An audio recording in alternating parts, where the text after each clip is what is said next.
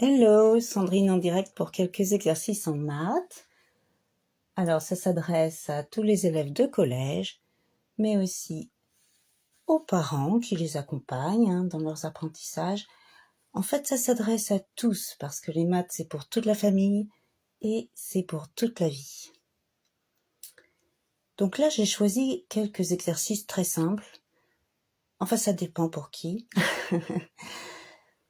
Mais on va commencer par la division et quelques petits problèmes. Ensuite, les fractions, simplifier les fractions et quelques exercices sur les pourcentages. Alors, un instant. Voilà, je me connecte sur mon ordi. Hello, il y a du monde qui arrive, bonsoir. Alors, j'avais pas du tout annoncé ce live. Donc, c'est très sympa d'avoir du monde. Bon, alors on va commencer si vous voulez, on attend un petit peu. Bonsoir tout le monde, donc ça s'adresse aux élèves de collège, aux parents qui les accompagnent, bien sûr à tout le monde, à toute la famille. Les maths c'est pour toute la vie, c'est pour toute la famille, c'est pour tous les âges. Voilà, donc pour commencer, un petit rappel sur la division euclidienne. Donc, au niveau vocabulaire, on a le dividende, le diviseur, bien sûr, le résultat de la division, c'est le quotient,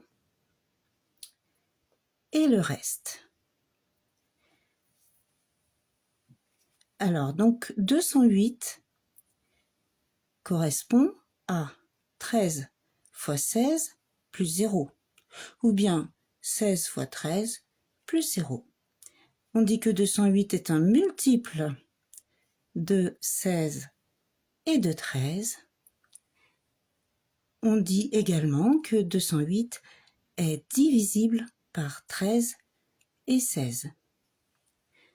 Dans l'autre sens, 16 et 13 sont des diviseurs de 208. Ici, le reste est 0. Bienvenue. Hello, bonsoir. Je regarde les messages, je regarde qui arrive. Pour ce live totalement improvisé, voilà, je n'avais pas du tout prévenu, j'ai pas fait de story pour... voilà, donc on y est. Alors, quelques exercices de maths, très simples, mais qui s'adressent à tous, des petits rappels. Alors, on va commencer par un petit problème. Oui, parce que vous allez participer, bien sûr. Pour son anniversaire, Louise a besoin de 124 boissons individuelles. Ah oui, il y a beaucoup de monde à son anniversaire. C'est une grande fête. Donc, ces boissons se vendent par pack de 6. Alors, je vous laisse réfléchir un peu. Combien doit-elle acheter de packs? Donc ici, on a la division qui est posée. N'hésitez pas à mettre votre réponse. Bonsoir à ceux qui viennent d'arriver. On vient juste de commencer. Voilà, donc si Louise a besoin de 124 boissons, petites canettes individuelles, elles se vendent par pack de 6. Combien doit-elle acheter de packs? À votre avis? Allez, j'attends les premières réponses.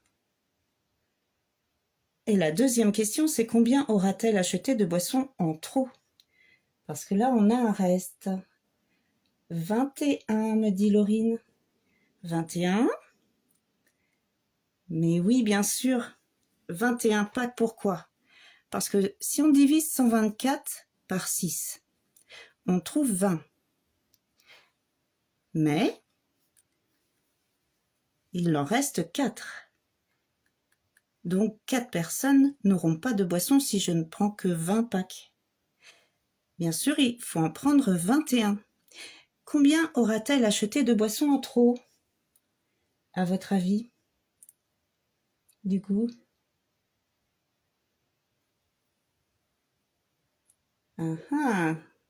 J'attends la réponse. Combien aura-t-elle acheté de boissons en trop? Donc, si elle achète 21 packs de 6, et on a besoin de 124 boissons.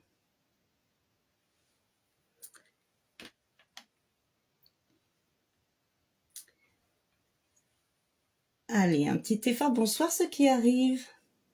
Hello. Hello à tous. Alors, combien aura-t-elle acheté de boissons en trop? Une idée, Laurine, peut-être?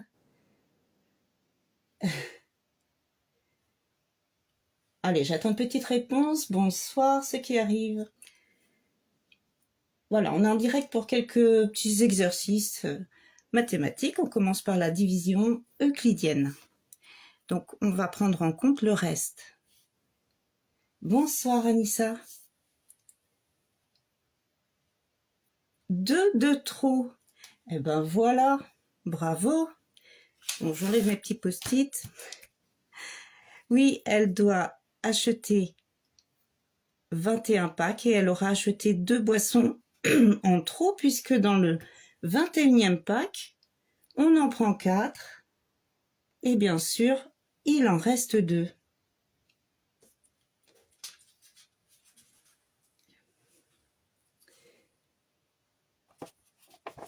Hello ceux qui arrivent. On fait quelques exercices de maths, des petites révisions pour tout le monde. C'est pour tous, hein? Alors, sur la division euclidienne, voici de nouveaux exercices. On veut distribuer un gâteau à chacun des 367 élèves. Les gâteaux sont vendus par paquet de 15. Combien faut-il prévoir de paquets? Donc là, elle est posée. En fait, on va choisir dans la division euclidienne les nombres qui nous intéressent pour répondre à cette question. Hello, bonsoir ceux qui arrivent. Donc, combien de paquets de gâteaux on prévoit, vu qu'ils sont vendus par paquet de 15 et qu'on a donc 367 élèves? Allez, j'attends la réponse. Combien de paquets je dois prévoir? Ici, restera 8 gâteaux pour toi. Ah, déjà, les réponses. Ok, bien sûr, on va prévoir 25 paquets. Un de plus. Donc, même système.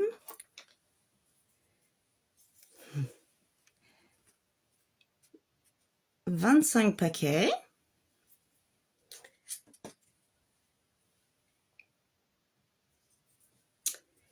Et il restera 8 gâteaux. Et oui, pour toi. Exactement. Bravo. Alors, question 2 maintenant. Hello, ceux qui arrivent, bienvenue. Cette fois-ci, on répartit 367 personnes dans des minibus de 15 places. Combien de places restera-t-il dans le dernier minibus? De places libres, hein, bien sûr. Alors, on va utiliser la même opération. Elle est déjà posée.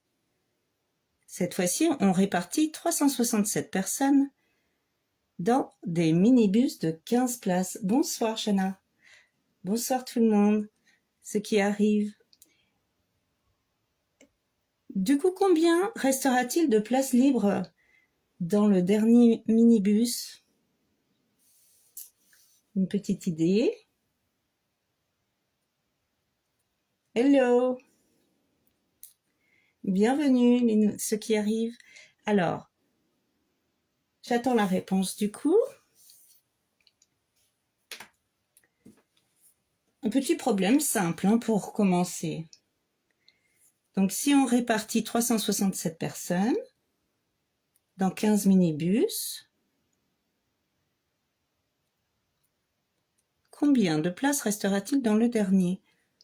Déjà, on a 24 minibus. Hein. Allez, une petite réponse. C'est un peu comme les gâteaux, hein.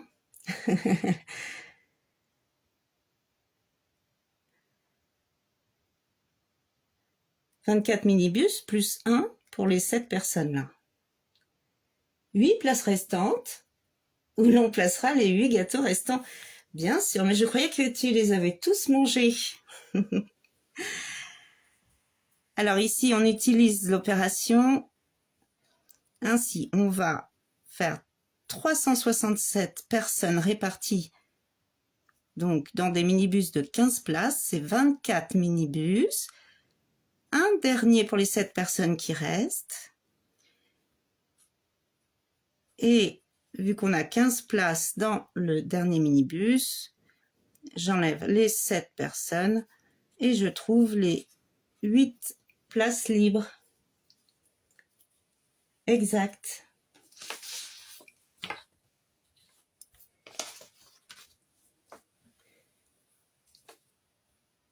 Hello, bonsoir. Sandrine en direct pour quelques exercices mathématiques. Donc c'est pour tout le monde, les collégiens, tous les âges en fait. Hein. C'est vrai que les maths c'est pour toute la famille. Hop, et on va passer à la suite.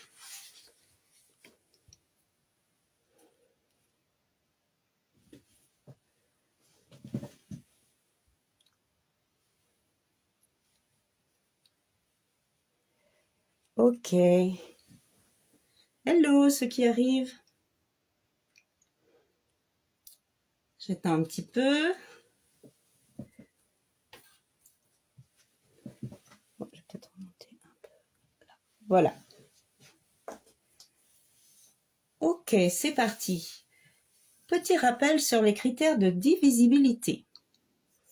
Alors ça c'est pour tout le monde, hein, aussi bien les élèves de 5e que 6e. On commence à voir ça en 6e, 4e et on les revoit encore en 3e. Donc les histoires de multiples et diviseurs. Pour simplifier les fractions également, on doit connaître absolument les critères de divisibilité. Hello!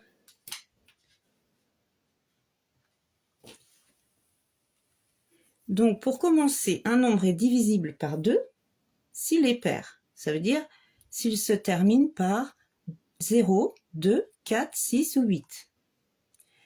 Un nombre est divisible par 5 si son chiffre des unités est 0 ou 5.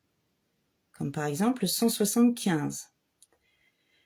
Et divisible par 3, ça vous avez un peu plus de mal à le retenir. On doit faire la somme des chiffres qui le composent.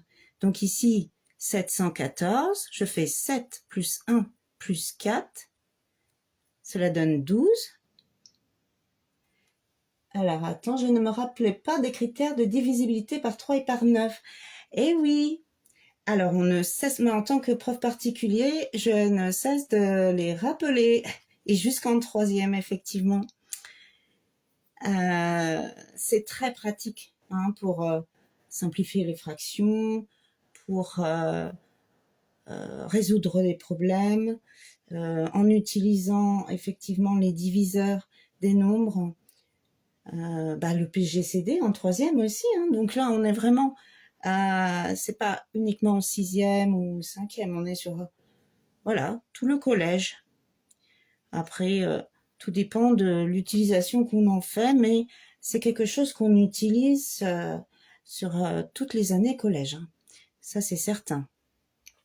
Donc, on le rappelle effectivement, un nombre est divisible par 3 si la somme de ces chiffres est un multiple de 3.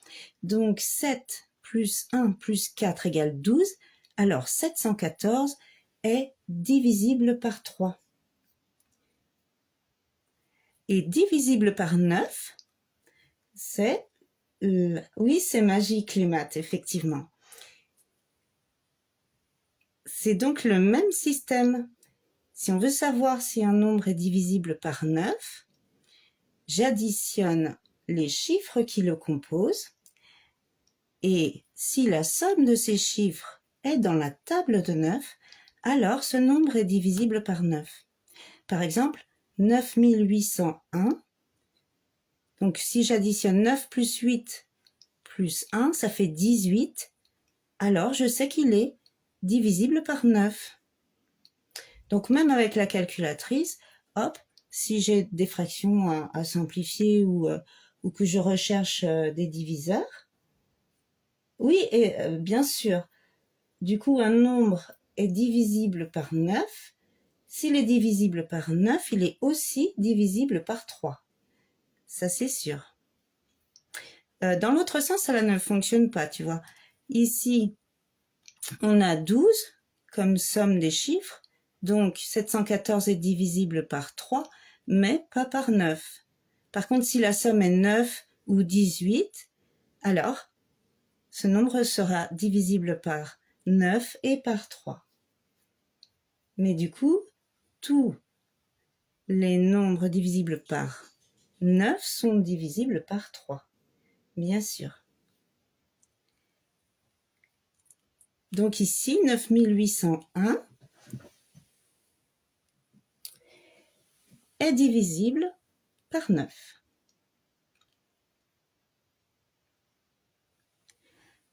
Hello, bonsoir, ceux qui viennent juste d'arriver. Donc, petite question. Parmi ces nombres, quels sont ceux divisibles par 2, par 5, par 3 et par 9? Alors, on commence par 2.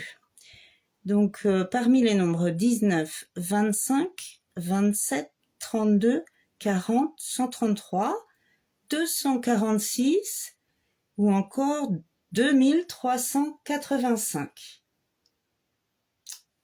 Donc déjà, lesquels sont divisibles par 2? C'est facile. Par 2, on va choisir les nombres pairs.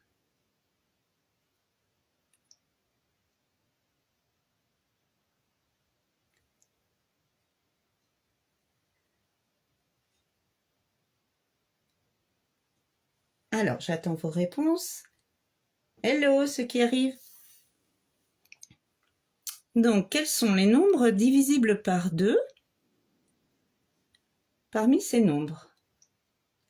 C'est vrai que les critères de divisibilité, c'est vraiment important. Hein. Pour toutes les années collège, on s'en sert dans beaucoup de notions, comme je disais, sur les fractions, soit jusqu'au PGCD en 3e, avec les diviseurs communs. Hello. Alors, parmi ces nombres, quels sont ceux divisibles par 2? 32, 40 et 246, exact. Quels sont les nombres divisibles par 5? Maintenant, c'est facile. Les nombres divisibles par 5.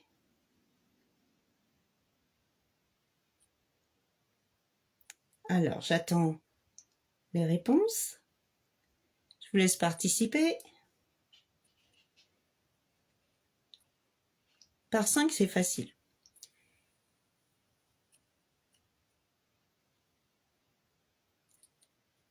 Ok. Alors, quels sont les nombres divisibles par 5? Il y en a 3.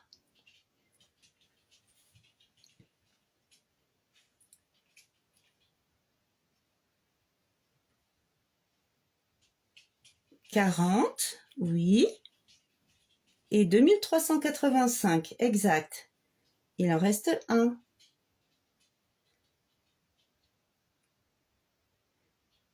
En fait, 25, oui, exact.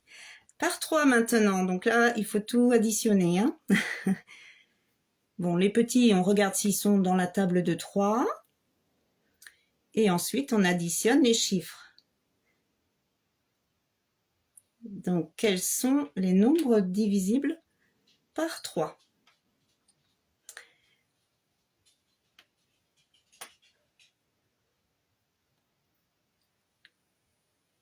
Hello, bonsoir ceux qui viennent d'arriver. Donc, par 3, il y en a 3 et par 9, on en a 2. Alors, parmi ces nombres, lesquels sont divisibles par 3? Je rappelle la méthode. On va additionner les chiffres qui composent le nombre. Si la somme de ces chiffres est dans la table de 3, alors ce nombre est divisible par 3. Comme 714 par exemple. Il est divisible par 3 car 7 plus 1 plus 4, ça fait 12. Et 12 est dans la table de 3. Donc là, on a 3 nombres divisibles par 3.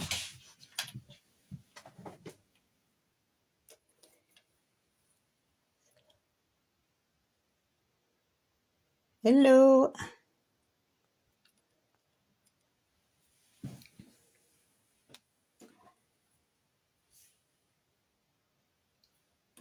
Alors, lesquels sont divisibles par 3 parmi ces nombres? On en a 3.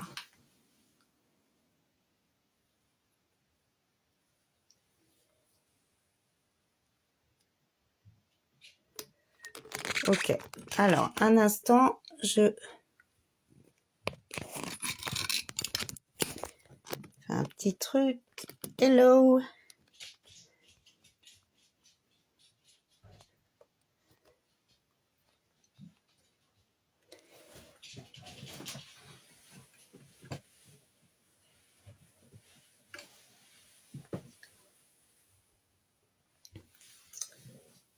Hello à ceux qui arrivent.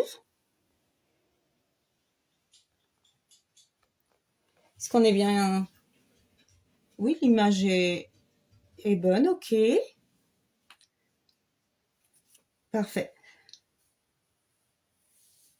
Donc, on a 3 nombres effectivement divisibles par 3, 27, 246 et 2385. Bien joué. Et 2 nombres divisibles par 9, puisque 7 et 2, 9, 9 est dans la table de 9. Et ici, on fait aussi la somme. Du coup, ça fait 18. 18 est dans la table de 9. Bravo!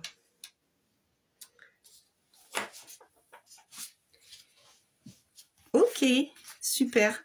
Alors, on va passer maintenant aux fractions.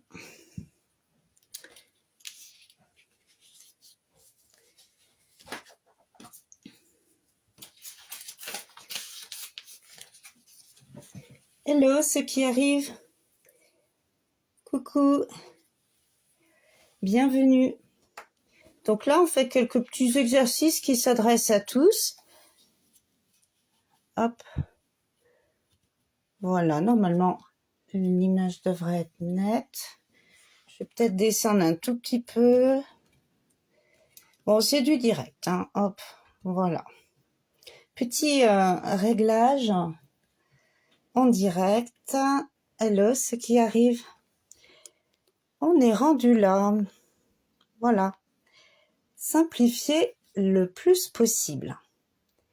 Alors ça, c'est pareil, on apprend ça en 6e. Et ensuite, eh bien, on l'utilise jusqu'en 3e. C'est quelque chose qu'il faut absolument maîtriser. Oh là, déjà une réponse. Alors, c'est parti. Je vous montre la méthode. Donc, ici, on remarque que 56 et 40 sont tous les deux dans la table de 8. Donc là, c'est facile. Moi, je vous propose de mettre 8 fois sur 8 fois.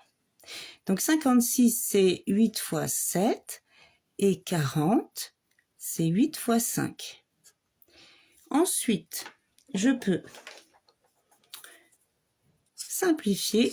Hop, 8 sur 8. Et je trouve la fraction irréductible, hein, c'est ce qu'on dit aussi, que l'on ne peut pas réduire, qui est 7/5. La deuxième, 25 et 100, je peux directement la simplifier par 25. Parce que je remarque que 25, bon bien sûr c'est 25 fois 1, mais surtout 100, c'est 25 fois 4. Donc je la simplifie par 25 et je trouve la fraction irréductible qui est 1/4. Bravo! Alors, Cannes au taquet, hein, là, toutes les réponses, excellent. Donc, 35 sur 63. Même système, on remarque que ce sont deux nombres qui sont dans la table de 7. J'ai au numérateur 7 fois 5. Désolée, j'ai ma chienne qui aboie. Ça doit être une livraison, voilà. Mais mon fils réceptionne, donc tout va bien. Alors, 63, bien sûr, c'est 7 fois 9. Hop, je simplifie et je trouve 5/9. 5/9, bravo pour la bonne réponse, Cam. Hello, ceux qui arrivent. Nous sommes en train de simplifier des fractions. Le petit dé, je vous laisse réfléchir un peu. Alors, pour multiplier des fractions, on multiplie entre les numérateurs et entre les dénominateurs. Par contre, si je fais 2 fois 10 fois 9, j'obtiens 180. Et 5 fois 6 fois 7 sur 210. Alors moi, je vous déconseille de commencer comme ça, parce qu'après, il va falloir les réduire et encore les réduire. On a une méthode qui nous permet de simplifier directement. En fait, je regarde ici, 10 est un multiple de 5, 9 un multiple de 3, 6 aussi. Alors, je vais les décomposer. Donc, 2 fois 5 fois 2 fois, et pour 9, je mets 3 fois 3.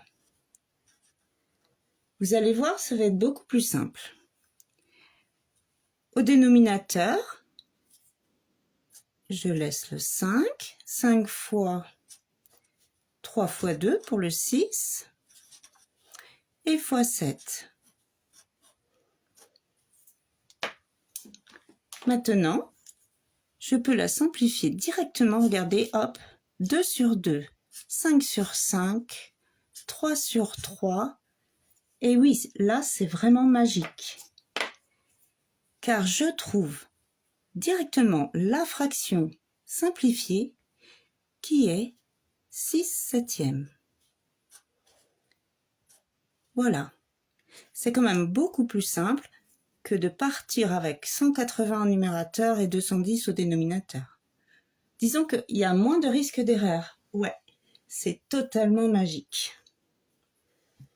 Voilà pour cette petite démonstration. Bonsoir. Bon, il en reste un dernier. Est-ce qu'il y a des questions sur cette partie? Au cas où, profitez-en, tant qu'on est en direct. Je suis là pour répondre à vos questions.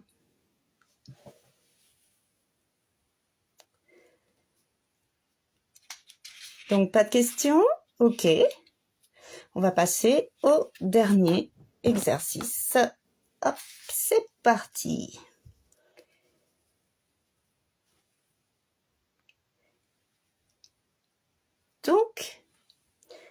Ici, on va faire le lien entre les fractions, les décimaux et les pourcentages. En fait, ce sont différentes écritures. Alors, petit réglage, je vais peut-être descendre un peu. Voilà, ça devrait être mieux. Hop, voilà les aléas du direct. Et nous y sommes, je pense que ça va être mieux. Voilà, c'est parti.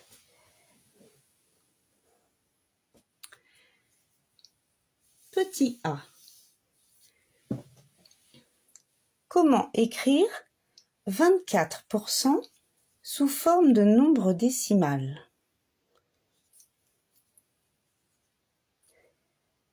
Alors, j'attends les réponses, je vous laisse réfléchir et je vous explique.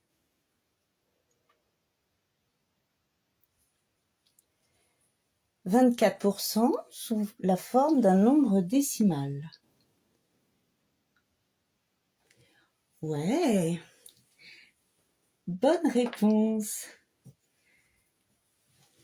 Alors, bien sûr, 24% correspond à 24 sur 100. Alors ça, ce sont des repères fondamentaux. Donc, plusieurs écritures pour un même nombre. 24 pour 100, 24 sur 100, se lit aussi 24 centièmes. Et 24 centièmes se lit en nombre décimal, bien sûr, 0,24. Repères fondamentaux, différentes écritures. 24%, 0,24, 24 centièmes, 24 sur 100. Ok, alors passons à la deuxième. Petit b. Oui, j'ai déjà... Bravo, Can. Comment écrire 4 dixièmes sous forme de pourcentage? Il est facile, hein, celui-là. 4 dixièmes, je pars. De 4 dixièmes, je peux utiliser la méthode de tout à l'heure.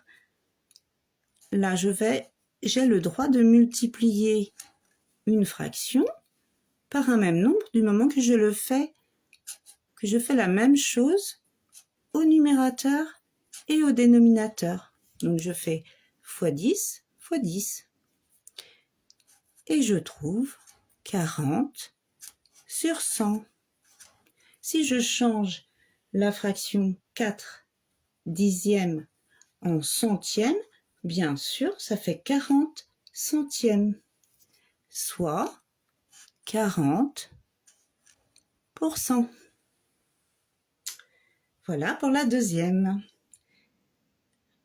Et la troisième, donc petit c.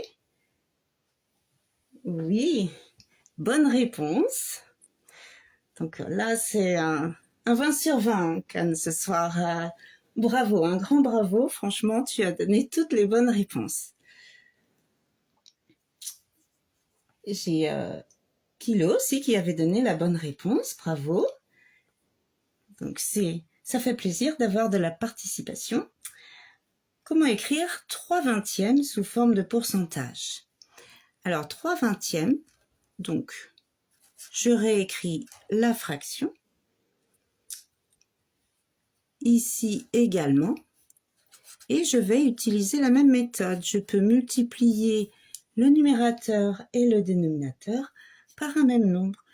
Donc là, je choisis de le multiplier par 5. Pourquoi? Parce que 20 fois 5, ça fait 100. Ici, bien sûr, je fais fois 5 aussi. Ainsi, je trouve 15 sur 100 ou 15 centièmes ou 15%. Et voilà, on est tout bon.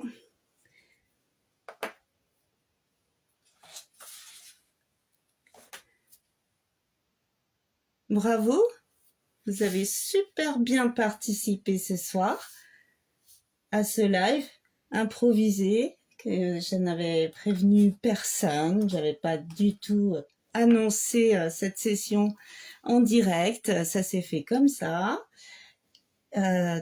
Donc voilà, ça s'adressait à tous parce que les maths c'est pour tous, c'est pour toute la famille et c'est pour toute la vie. Je vous souhaite une très bonne soirée. Je vous dis à très bientôt pour un prochain live. Ciao, bonne soirée.